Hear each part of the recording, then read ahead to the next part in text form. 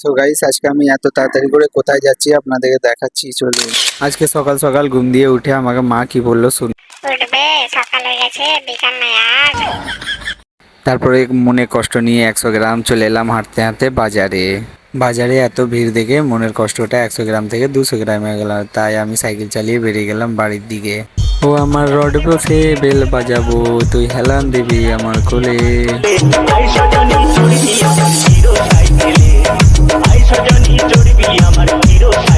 তারপর আমি নিজে হিরো সাইকেলটা নিয়ে যাচ্ছিলাম জিটি রোডে। জিটি রোডের অবস্থা দেখছো? না গাইস, আমাদের এইদিকে না কুকুরগুলো বেশি একটু রোডে বসায়, সেই জন্য এরকম অবস্থা হয়েছে।